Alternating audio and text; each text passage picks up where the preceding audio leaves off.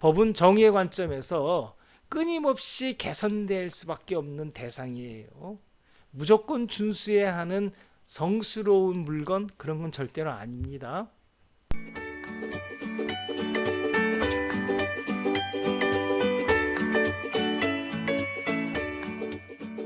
이처럼 이제 올바름을 선택한 결과가 결국 독배를 마시고 이제 죽음에 이르게 된단 말이에요. 그에게 주어진 어떤 독배는 생각해 보면은 위법한 법질서, 교육질서로 인해서 그 사람들이 미워했던 결과물이고요. 그 다음에 위법한 재판질서의 결과물로서의 독배란 말이에요. 그러니까 이 독배를 마시는 것 자체, 그것 자체가 마치 악법을 받아들이는 것처럼 이렇게 해석될 여지가 있어요. 이 부분에 관해서는 이제 그런 해석을 하는 사람들의 어떤 마음이라고 볼 수 있지만, 그러나 이런 생각을 해볼 수 있어요. 반대의 어떤 생각이죠. 만일에 소크라테스가 악법도 법이라고 생각했다면은 간수를 매수해서 도주하는 악법을 준수했을 것이란 말이에요. 근데 그것을 하지 않고 악법을 거부했는데 어떻게 악법을 법이라고 생각했다라고 생각할 수 있을까라고 하는 거죠. 두 번째, 소크라테스가 또 악법도 법이라고 생각했다면요, 재판 절차에서 악법을 따랐겠죠.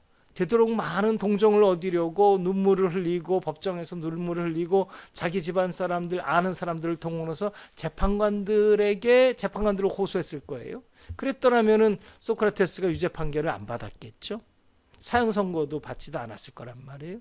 또 소크라테스가 악법도 법이라고 생각했다면은 교육자들이 아는 체 하면서 돈 버는 그런 교육 질서에서 그것보다는 소크라테스가 훨씬 더 많이 알았으니까 자기가 모른다, 나는 잘 모른다라는 말을 하지 않고 그거를 숨기고 더 많이 아는 체, 잘난 체 하면서 세상의 명예를 추구했을 것이고, 그렇다면은 부자가 됐고, 그 다음에 또 명예도 얻었을 것이란 말이에요. 그렇다면 또 법정에도 쓰지 않았을 것이고, 당연히 죽지도 않았을 것이란 말이에요. 그렇다면 소크라테스는 뭐냐? 결국은 그 인생 처음부터 끝까지 악법을 법이라고 생각하지 않고 악법은 거부해야 될 법이라고 생각해서, 그래서 악법을 거부하고 올바름을 추구하겠다는 사람이었다고 평가할 수밖에 없어요. 조국의 올바름을 따르기 위해서 악법을 거부한 사람이다, 이렇게 볼 수 있어요. 이것에 관해서는 그의 어떤 크리톤에 쓰여져 있는 마지막 논증 부분이 있는데, 그 부분에서 간략히 요약되고 있음을 볼 수 있어요. 한번 같이 볼까요?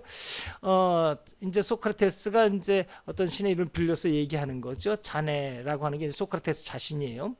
자네의 목숨, 자식, 그 밖에 어떤 것도 정의보다 앞서는 것이 될 수 없네.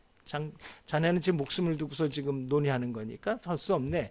지금 자네가 이 세상을 떠난다면 그것은 우리 전체 법 질서에 의해서가 아니라 인간들이 누명을 씌웠기 때문에 떠나는 걸세. 다시 말해서 악법 때문에 떠나는 걸세. 전체 법질서 정법 때문에 소크라테스 당신 떠나는 게 아니네. 이런 얘기를 이제 마지막 논증 부분에 나와 있는 걸 볼 수 있어요. 이런 점에서 볼 때 소크라테스가 악법일지라도 준법 정신에 따라서 법을 준수하기 위해서 기꺼이 독배를 마셨다 라고 이렇게 설명하는 것은 어떻게 보면은 소크라테스를 두 번 죽이는 거라고 볼 수 있어요. 왜냐? 소크라테스의 자기 정체성을 부인해 버리는 것이죠. 그의 생각과 삶에서 전체가 올바름과 진리를 추구하고 있었는데, 이 사람이 마지막 순간에 악법을 준수하기 위해서, 악법을 따르기 위해서 죽었다. 그 자신의 어떤 정체성을 빼앗는 것과 같은 행위죠. 그러니까 결국 그 사람을 두 번 죽인다, 그렇게 볼 수 있습니다. 이처럼 소크라테스 생각이 분명한데도 불구하고 소크라테스가 악법도 법이라고 말했다는 말이 우리 국민의 어떤 생각을 지금은 좀 많이 없었는데 완전히 뒤덮었던 때가 있었거든요. 뒤덮었던 이유는 무엇일까라고 하는 거죠. 무조건적인 주법 정신으로 이득을 얻었던 그 누군가, 또 그것을 강조하고 싶었던 그 누군가들이 그럴듯하게 클리톤을 왜곡되게 해석하고 그것을 소설로 만들어낸 거죠. 소크라테스의 진정한 의사를 그것에서 추출한 게 아니고 그냥 껍데기로 보이는 것 대충 읽고 그 중에서 자기네들이 원하는 대로 왜곡한 거죠. 그 뜻을 왜곡해 가지고 그렇게 소설을 만드는 거예요. 소설을 만들어 놓고 그 소설을 또 읽으면서 또 퍼날랐던 사람들이 또 많았죠. 이 양쪽에 보면은 둘 다가 문제예요. 그렇게 소크라테스를 왜곡한 사람도 문제고요. 또 소크라테스의 왜곡된 것을 그대로 아무 생각 없이 퍼날르는 거죠. 이 퍼날른 사람 행태를 좀 볼까요?